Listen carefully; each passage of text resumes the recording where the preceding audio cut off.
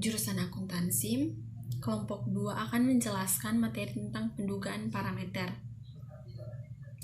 Yang pertama mengenai pengertian parameter. Parameter adalah istilah yang mendeskripsikan besaran yang berkaitan dengan populasi seperti mean, standar deviasi, dan proporsi. Yang kedua, konsep pendugaan parameter.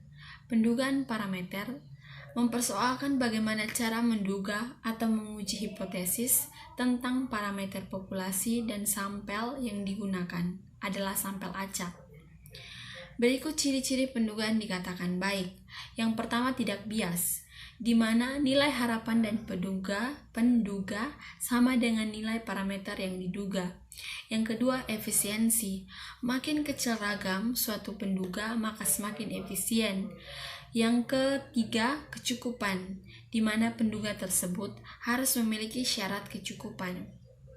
Yang keempat di sini, konsistensi, di mana jumlah kuadrat galatnya sama dengan 0 atau mendekati tak hingga. Yang berikut pendugaan titik parameter dan interval. Yang pertama di sini pendugaan titik, yaitu nilai tunggal yang digunakan untuk menduga sebuah parameter populasi. Kita ambil contoh di sini, misalkan kita ingin mengetahui rata-rata tinggi orang Indonesia. Diambil sampel acak sebanyak 100 orang dan diketahui tinggi rata-ratanya adalah X sama dengan 164 cm. Nilai ini dipakai untuk menduga rata-rata tinggi orang di Indonesia. Karena satu nilai saja sebagai penaksir, maka X disebut penaksir titik. Yang berikut pendugaan interval. Pendugaan interval yaitu suatu dugaan terhadap parameter berdasarkan suatu interval. Di dalam interval yang mana kita harapkan dengan keyakinan tertentu parameter itu akan terletak. Dengan rumus di sini, S kurang Z SX lebih kecil dari P lebih kecil dari S tambah Z SX sama dengan C, di mana S di sini merupakan statistik yang merupakan penduga parameter populasi, sedangkan P merupakan parameter populasi yang diketahui, dan SX merupakan deviasi distribusi statistik, dan Z merupakan suatu nilai yang ditentukan probabilitas yang berhubungan dengan interval. Kemudian C merupakan tingkat keyakinan. Berikut kesalahan standar rata-rata hitung sampel. Kesalahan standar rata-rata hitung sampel adalah standar deviasi distribusi sampel dari rata-rata. Rumusnya di sini, yang pertama untuk populasi tidak terbatas, yaitu SX atau disebut dengan standar error sama dengan standar deviasi populasi dibagi dengan akar dari jumlah ukuran sampel.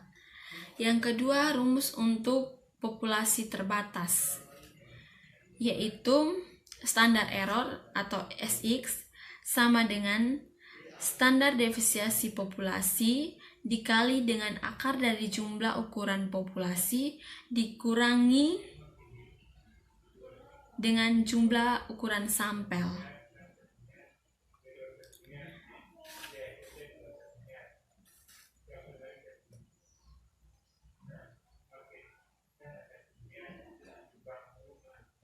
Yang berikut interval keyakinan.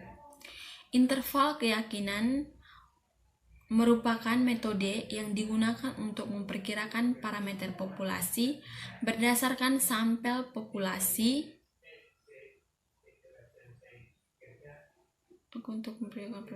berdasarkan sampel menggunakan metode statistik tertentu dalam sebuah rentangan tertentu atau rentang tertentu. Ada 3 faktor yang mempengaruhi margin of error. Yang pertama, Tingkat kepercayaan. Tingkat kepercayaan adalah ukuran kepercayaan dari sebuah penguji interval keyakinan, ukuran sampel dan faktor interval keyakinan. Yang kedua, ukuran sampel dan margin of error memiliki hubungan yang berlawanan. Jika ukuran sampel meningkat, margin kesalahan of error menurun. Ini menjelaskan bahwa semakin besar sampel yang digunakan, semakin akurat hasil keyakinan, ukuran sampel dan faktor interval keyakinan. Yang kedua, ukuran sampel dan margin of error memiliki hubungan yang berlawanan. Jika ukuran sampel meningkat, margin kesalahan of error menurun. Ini menjelaskan bahwa semakin besar sampel yang digunakan, semakin akurat hasilnya.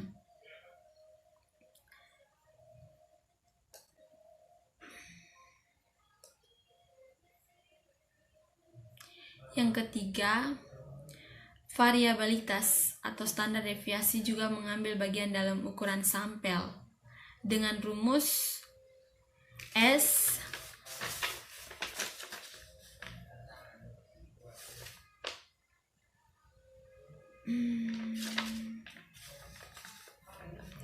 berdasarkan rumus S.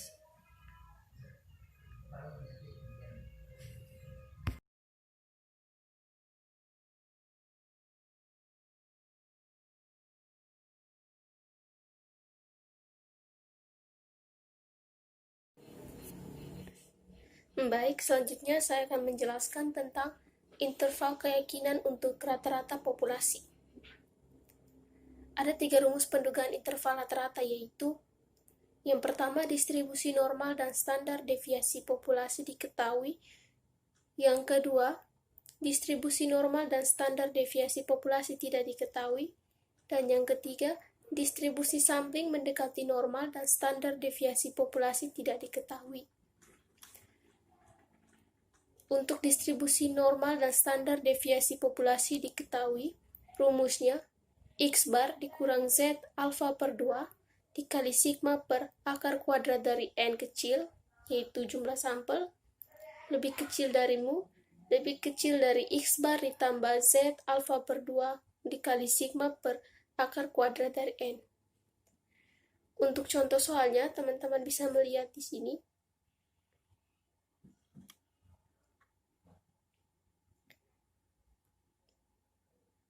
Untuk yang bingung, dari mana 1,96 ini didapat? Ini adalah nilai dari Z. Yang tadi rumusnya, Z alfa per 2, alfanya 0,05 per 2. Kemudian hasil dari pembagian itu, lihat di tabel distribusi Z, maka akan didapat hasil nilai 1,96. Untuk yang kedua, distribusi normal dan standar deviasi populasi tidak diketahui. Rumusnya X bar dikurang T alfa per 2 dikali SX atau standar error lebih kecil dari mu, lebih kecil dari X bar ditambah T alfa per 2 kali SX. Menggunakan T di sini karena standar deviasi populasinya tidak diketahui. Teman-teman bisa melihat contoh soalnya di sini.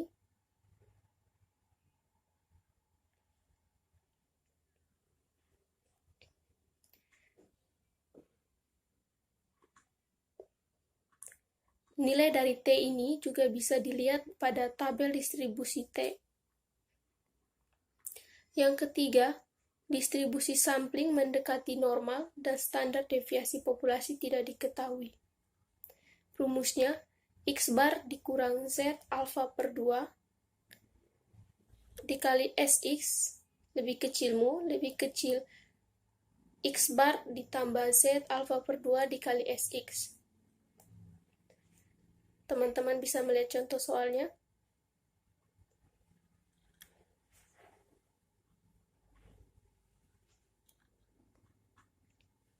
Yang berikutnya itu interval keyakinan untuk proporsi.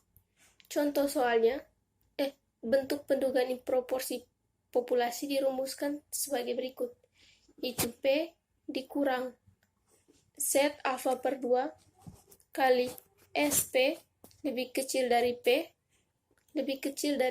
P tambah Z alfa per 2 dikali SP. Dengan standar deviasi proporsi sampel untuk populasi yang terbatas, SP sama dengan akar kuadrat dari P dalam kurung 1 kurang P per N kurang 1 dikali akar kuadrat dari N besar kurang N kecil per N besar kurang 1, dan standar deviasi proporsi sampel untuk populasi yang tidak terbatas, yaitu SP sama dengan akar kuadrat dari P dalam kurung 1 kurang P per N kurang 1. Keterangannya, P kecilnya proporsi sampel, Z alfa per 2 itu nilai Z dari tingkat keyakinan, P proporsi populasi yang diduga, SP standar error atau kesalahan dari proporsi, C tingkat keyakinan, dan alfanya 1 kurang C. Berikut contoh soalnya.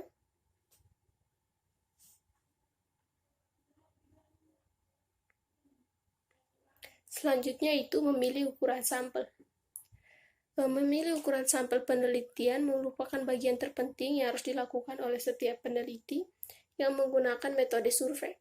Sampel merupakan cerminan atau gambaran populasi, sehingga apabila salah mengambil sampel atau ukuran sampel tidak memenuhi syarat, maka pendugaan parameter populasi dianggap tidak valid, sehingga dapat berdampak pada kesalahan mendeskripsikan dan menginterpretasikan gambaran dan karakter populasi.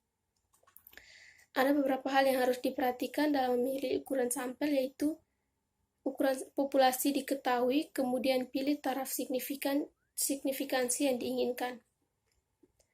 Ada 3 metode praktis yang dapat digunakan untuk memilih ukuran sampel, yaitu diantaranya tabel Krejci, nomogram Harry-King, dan rumus Lovin.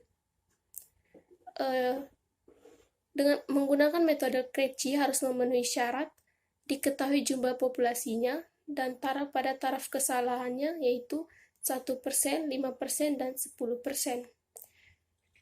Cara ini tidak dapat digunakan untuk sampel yang tidak berdistribusi normal, seperti sampel yang homogen. Menggunakan metode ini sangat praktis, cukup dengan mencocokkan jumlah populasi dengan taraf kesalahan atau significance level yang dikehendaki. Contohnya adalah bila seorang ingin melakukan penelitian pada sebuah sekolah dengan jumlah murid sebanyak 500 orang, dan peneliti tersebut menetapkan taraf kesalahan sebesar 5%, maka jumlah sampel yang digunakan adalah 205 orang. Bisa dilihat pada tabelnya. Yang berikut yaitu nomogram Harry-King. Merupakan salah satu metode yang dapat digunakan untuk menentukan ukuran sampel. Dalam nomogram Harry-King, jumlah populasi maksimum 2000 dengan taraf kesalahan yang bervariasi mulai dari 0,3% sampai dengan 15%, dan faktor pengali yang sesuai dengan taraf kesalahan yang ditentukan. Dalam nomogram terlihat untuk confidence interval, itu interval keyakinannya 80%, faktor pengalinya 0,780, untuk 85% faktor pengalinya 0,785, untuk 99% faktor pengalinya 1,195, dan untuk 99% faktor pengalinya 1,573. Cara ini juga mensyaratkan data dengan kesalahan yang bervariasi mulai dari 0,3% sampai 10%. Misalnya populasi berjumlah 200 orang, bila tingkat kepercayaan dikehendaki adalah 5%, maka berapa jumlah sampel yang diambil? Ini tinggal dikalikan, 200 dikali 58% kali 1,195, didapat 138,62 dibulatkan menjadi 139 orang.